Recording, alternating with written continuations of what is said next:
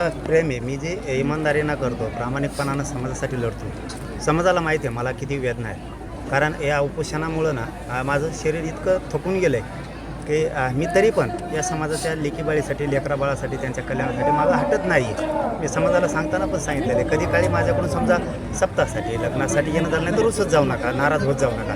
कारण मी समाजासाठी लढत राहणार आहे कायमस्वरूपी. मी बसल्या जागेहून तुमच्या लेकराचं कल्याण करेल. ते समाजाला सांगणंही गरजेचं होतं आणि समाज ऐकतो पण माझा. त्यामुळं समाजाचं शेवटी त्यांना आरक्षण मिळून दिलं आहे, राहिलेला पण मिळून देणार आहे. त्यामुळे समाजाचं त्यांचा मुलगा आला असं त्यांना वाटतं, म्हणून आता ते प्रेमापोटी फुलाची त्याची उधळण करतायत. महादेव मुंडे यांच्या पत्नीनं तो भेट घेतलेली आहे, तुम्ही त्याला बहीण मानलेली आहे, अजून त्याला नाही मिळालं नाही, 2.5 वर्ष होऊन गेलेले. कसं पाहता आपण? हे बघा, त्या प्रकरणात काहीच नव्हतं राहिलं, काही ठेवलंच नव्हतं यांनी. किमान आता त्याचा उरगाडा व्हायला लागला आणि पुढच्या टप्प्यातसुद्धा त्याचे आणखीन तुम्हाला सगळं ऐकायला खूप मोठा उरगाडा त्या प्रकरणाचा होणार आहे. कारण त्याच्यात कोणालाही पाठीशी घातलं जाणार नाही असा शब्द देवेंद्र फडणवीस साहेबांनी दिलेला आहे. कारण ते तोंडावरती पडणार आहेत, लक्षात ठेवा. ही सोपी गोष्ट नाही आहे. संतोष भैया देशमुखांचं प्रकरण असो किंवा महादेव भैया मुंडेचं असो, याच्यात शब्द दिला आहे देवेंद्र फडणवीस साहेबांनी. त्यांनी जर याच्यात हलगर्जीपणा केला तर ते त्यांच्या मुळावरती येणार आहे. त्यामुळे ते कधी याच्यात हलगर्जीपणा करणार नाहीत. जर केला तर आम्ही आहेत ना पुढं पुन्हा. ज्ञानेश्वर मुंडे तुमची आता भेट घेतलेली, काय तुमचा संवाद झाला? नाही काय नाही ताईन, ते वडील त्यांचे ते फक्त भेटायला आले होते, बाकी काहीच नाही, तेवढंच. परळी तालुक्यामध्ये कुणी प्रमाणपत्र वाटपाच्या अनुषंगाने परत एकदा आणखी आळवणी केली जाते असा विषय निघालेला आहे, काय सांगताय? तेच आता मी बावनकुळे साहेबाला सुद्धा ते बोलतो लगेच आणि उपसमितीला सुद्धा सांगतो. मला वाटतं 19 तारखेला बैठक आहे. यावेळेस कॅबिनेट बऱ्याच झाल्या नाही, त्याच्यामुळं ते बहुतेक 19पासूनच सुरू करायला.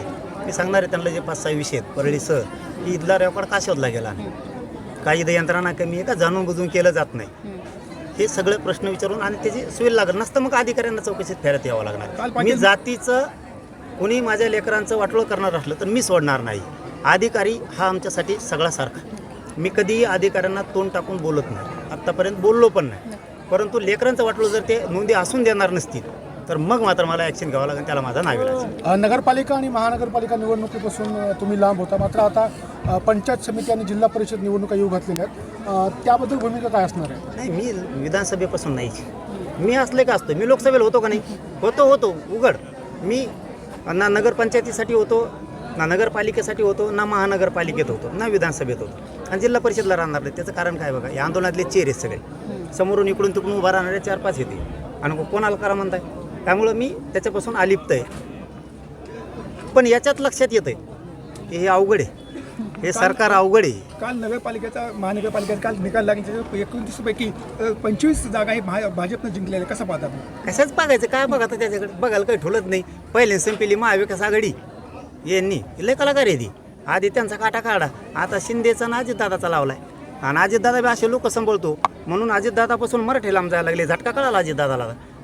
कारण काय, पापी लोक, रक्ताने माखलेले लोक जर सोबत ठेवले तर असले परिणाम भोगावे लागतात. अजितदादांनी याच्यातून तरी समज घेतली पाहिजे आता, की आपण असे नासके लोक सोबत ठेवले की जे रक्ताने यांचे हात माखलेत असले, म्हणून आपल्यावरती इतकी वाईट वेळ आली की मराठ्यांचं मतदानसुद्धा पडलं नाही. नसता पुण्यात अजितदादाला इतके कमी नसते. म्हणजे एक बोलण्याचा भाग, मी राजकारण नाही करीत, पण याच्यातून उघडं पडतं तेव्हा की अजितदादावरती वेळ काही नासके जवळ ठेवल्यामुळे भाजप का जवळ करीत नाही त्याला. असे मिस्टेक आहे, त्यांनी शिकावं, आणखीन तरी शिकावं त्यांनी, की हे आपला जे सुपडा साफ व्हायला लागला आहे ना, मराठे आपल्यापासून 1-2 नासके, फक्त 2च आहेत, ते संभळल्यामुळं मराठा दुरावा लागला आणि आपल्याला महानगरपालिकेला पडावं लागलं. हे फक्त मराठ्यांमुळेच पडावं लागलं त्यांना. एमआयएमची ताकद वाढल्याची दिसून येत आहे. कधी नव्हे तेवढ्या जास्त सीटा ज्या आहेत एमआयएमच्या निवडून आलेल्या आहेत महानगरपालिकेत. कवा तेवढेच येतात टेन्शन, त्यांच्या कोणचे काही आणि त्यांनी काय केलं, येऊ नये का त्यांचे निवडून? मुसलमान, दलित आणि मराठी एवढेच येऊ नये का? त्यांच्या विरोधामध्ये बलाढ्य ताकदी होत्या ना उभं टाकलेल्या. काय बलाढ्य फेलाढ्य, मुसलमान, दलित, मराठी एक झाली की सगळ्याचा धुराळाच वाजवते. म्हणूनच मी दलित, मुस्लिमांना आणि मराठ्यांना सांगत असतो, एकदा यांना पायाखाली चेंगरा. बहुतेक 29ला चेंगरी, 2029ला सुपडा साप धिंगाणाच. आता आरक्षण मिळालेलं आहे, आता तुम्ही म्हटलेलं आहात, पुढची दिशा काय असणार आहे? नाही, आणखीन राहिले ना, पश्चिम महाराष्ट्राला जे राहिला आहे, तर मला शिवराज साहेब म्हणलेत, शंभूराजे देसाई साहेबांनी, ते दोघं, हे आम्हाला या निवडणुकीमुळे वेळ पाहिजे होता. पश्चिम महाराष्ट्रात कसे 15 लाख नोंदी आहेत, त्याच्यात 15 लाखातून 42 लाखापेक्षा जास्त मराठा पश्चिम महाराष्ट्रातला आरक्षणात जाणार आहे. त्यामुळं सातारा संस्थान, कोल्हापूरचं, अंश संस्थांचं हे गॅजेटियर घेतलं जाणार आहे त्याच्यातलं. आता त्यांची ती प्रोसिजर सुरू करते, कारण मला वाटतं ते आयुक्त साहेब पुण्याचे त्याच्यावरती अभ्यास करत होते आणि सचिव 2 अशाने मिळून अभ्यास त्याच्यावरती केला होता. हे मला स्वतः विखे पाटील साहेबांनी पण सांगितलं आणि शिवेंद्रराजे पाटील साहेबांनी सुद्धा सांगितलं की आम्ही त्याच्यावरती काम करतोय GR काढू. आता हे निघालाय पण आणखीन प्रमाणपत्र वाटप नाही ना. मराठवाड्याचा हैदराबादचा काढलाय परंतु आणखीन प्रमाणपत्र वाटप केले नाहीत. अंमलबजावणी झाली पण प्रमाणपत्र वाटप केले नाहीत. बघूयात देवेंद्र फडणवीस साहेब किती दिवस लोकांना येड्यात काढतात. कारण मराठ्याचे मतं त्यांना पडायला लागले, त्यांच्या लक्षात यायला लागले आरक्षण दिल्यामुळं. पण आता नुसतं GR वर काढून तुम्ही जर मराठ्यांची फसवणूक केली तर हेच मराठी पाडू सुद्धा शकतात. हवात जाऊ नका. ते जातात महानगरपालिका आल्या आणि कुठं हवात जातात कोणाच्याने फुटाने का लागते मग रेवडे एकाच काम जात्रात जाऊन.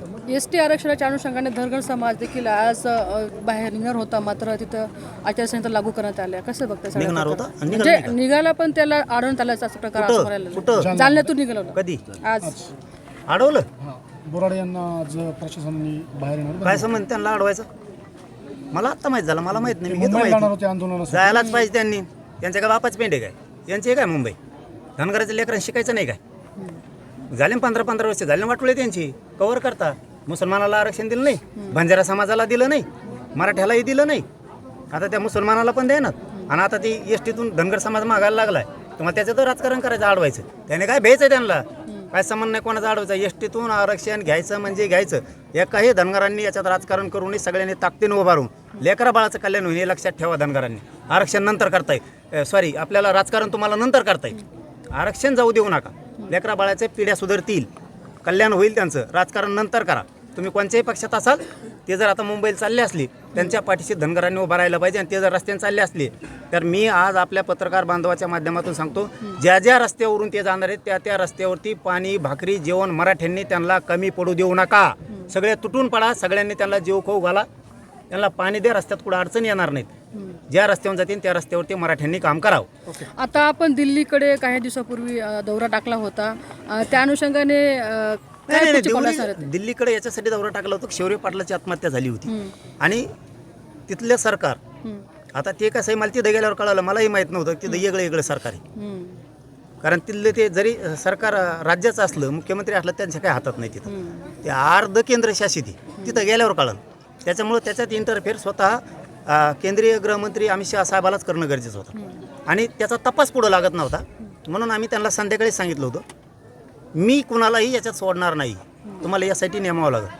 त्यांनी दुपारी मी कुटुंबाच्या घरी जाण्या अगोदर तर अमित शहा साहेबांनी स्वतः घोषणा केली की यासाठी आम्ही नियुक्ती केली. बोलायला जागा नाही राहिली काय बोला नाहीत मग नसतं केलं मग आपल्याजवळ असतेच घोडे. धन्यवाद.